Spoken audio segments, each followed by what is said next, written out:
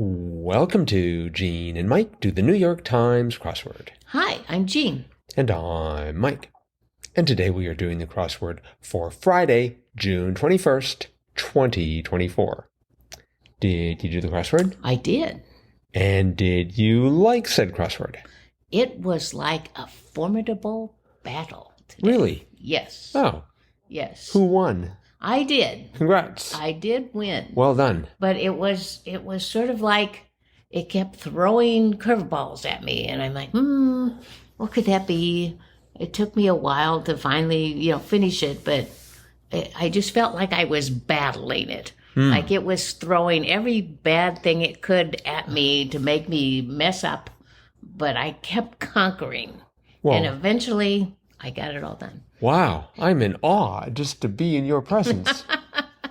I just solved the crossword. I bet it wasn't too hard for you. It was okay. It seemed, I did it in half the time I did yesterday's. Oh, wow. So, because as you recall, with yesterday's, I misunderstood the theme. Oh, yes. Instead of trading names, I was duplicating names. That's right. And that didn't go well. Mm-hmm. But this one had no theme to trip me up. That's true. Although it had some very interesting clues. I had trouble getting started. That top left corner. In fact, now that I think about it, I think it was in the middle of the crossword that I finally started to get some traction. Yeah, me too. Me too. Like one across, literally our thing. And I'm like, I have no idea. It's Cosa Nostra. Yes. Which I thought was a name for the mafia. Well, I did too. And I think it is. So apparently the mafia is just the thing, or our thing, excuse me. Beneath that, they go downhill fast, 14 across, was avalanches. Right. So I had the third letter an A, and then I had the fourth letter an L, and I thought, it has something to do with slalom. Oh. And so I was trying to get like slalom, sled, or sleigh, or skis, because we just had sleigh. Right. And that did not work. Yeah, I tried to work sled in, then toboggan, then loo. I was trying to figure out how I could get those in, but it was avalanches. It never worked. Right. Avalanches. And then beneath that, 16 across, condescendingly spells out mansplains. Mm-hmm. And if you'd like, I'd be glad to explain to you why that's the correct answer. Okay. All right. And beneath that, we had 18 across Colorado's blank mountains. And I'm like, no idea. I didn't know there were, I guess Rocky. Yeah, Rocky right. Mountains, but... It was the Elk Mountains. Yes. Are you familiar with the Elk Mountains? Not a bit. Have you done any, so you haven't walked up and down the Elk Mountains? Nope. Okay. Nope. Never done that. I did five down. Dummies are to pacifiers as blank are to diapers. Nappies. That's right. I was able to get that one. That was sort of a gift for me. Oh, uh-huh. I think one of the few. Let's see here. Like much adult programming, 6 down was on late. Boy, that took me a long time. Yeah, I had it ending in TE, and I thought, it's night, N-I-T-E. I wasn't quite sure why they were sort of using the abbreviated version of it, but because I had at night, and eventually had to backpedal to on late. On late, yes. I was trying to figure out some rating or, something like, I had the L, and all I could think of was lewd, but I thought, they wouldn't put that. Mm-hmm. So lewd, or, I don't know. Let's see here. They had one answer that was going the entire height of the crossword, 8 down, serious situation developing. And they had it bordered in red, something red, sort of red stars. Yeah, it looks like an alarm or a flashing red light, like a warning light of some sort. Mm-hmm. And it was, let's see, this is not a drill. That's right. I started off with thinking about breaking news. Oh. But that wasn't nearly long enough. No, So I thought it was, this is not a test. But, of course, that didn't fit. No. This is not a drill. Yep. Let's see. 13 down. Blue yarn, ? Was a sob story. Yes, that was funny. There was not a lot of humor in this crossword, I thought. No. It was pretty much down to business. But like 15, that was another one I fought with. Notes taken by a single person, solo. Yeah, I think I got 15 down. Repeat an interviewer's question, perhaps, was stall. So the notes taken by a single person, I had it starting with an S. Oh. So that, of course, helped, as it often does. Yep. 24 across, that was another one. Scottish fold and Russian blue example. And I had the EEDS at the end, so I thought, I bet there are different kinds of tweeds. Oh. And so I put tweeds in there for the longest time, and eventually had to take it out because the answer was breeds. Yeah, I went for steeds. Oh. I thought they were types of horses. But they are, in fact, you know what they are? No. Allow me to mansplain. Are they cats? They're cats. Yeah. So you do know what they are. Yeah, I kind of thought that's what A Scottish fold. Why would they call a cat a fold? I mean, are they? I guess they sort of easily, you can roll them up and so forth. Let's see here. 31 across. You know, considering we saw not too long ago a play about this, right. I was sort of disappointed that our initial answer to 31 across, one of 17 on a clue board, I had 2 O's in the middle of it. It was 4 letters long, and I thought room.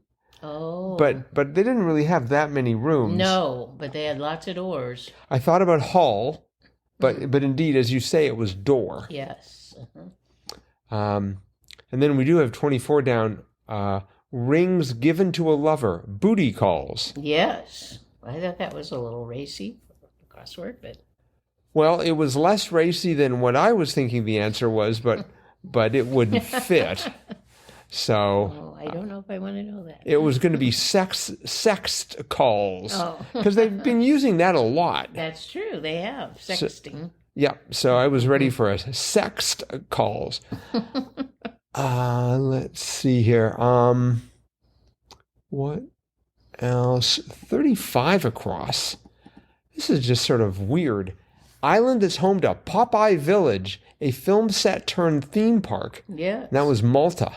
I would like to see that. So I'm assuming that one of the versions of Popeye was filmed there.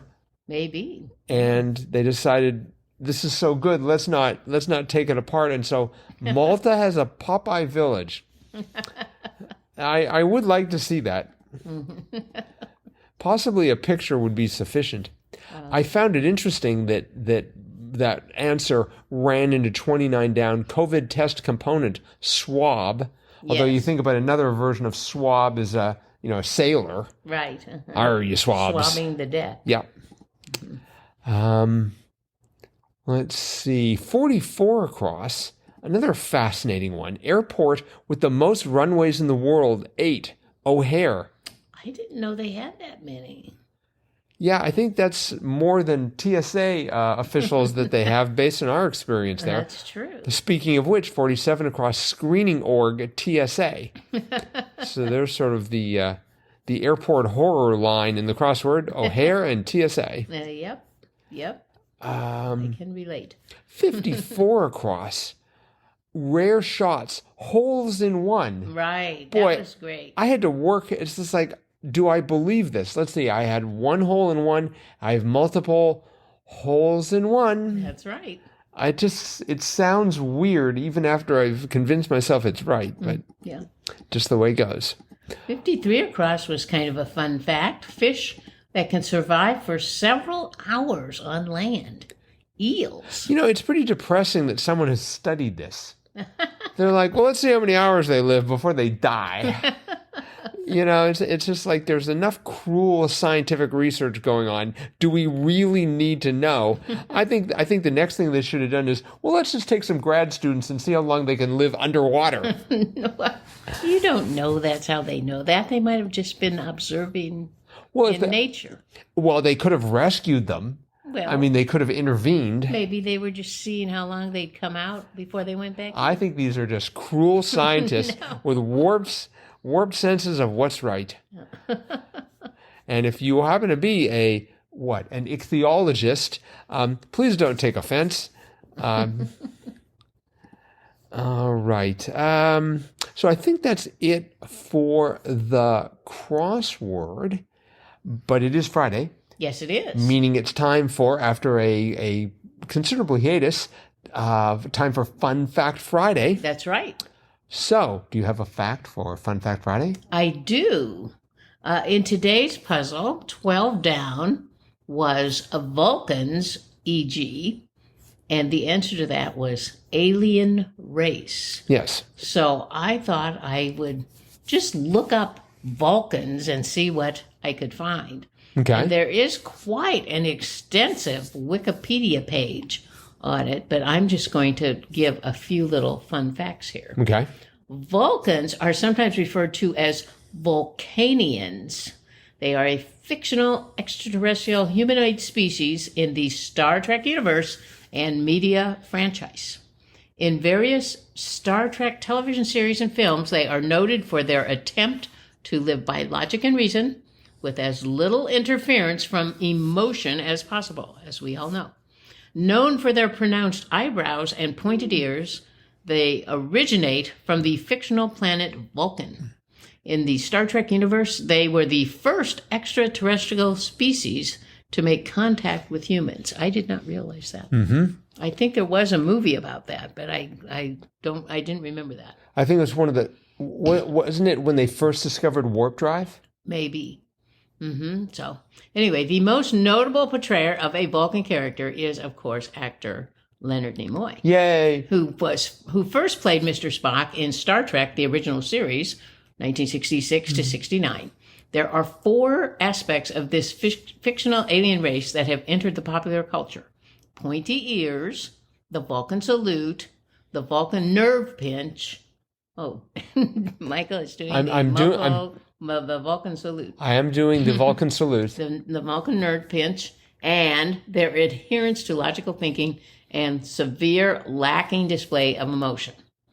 Okay. The Vulcan Mr. Spock first appeared in the original 1965 Star Trek pilot, The Cage, known to studio executives.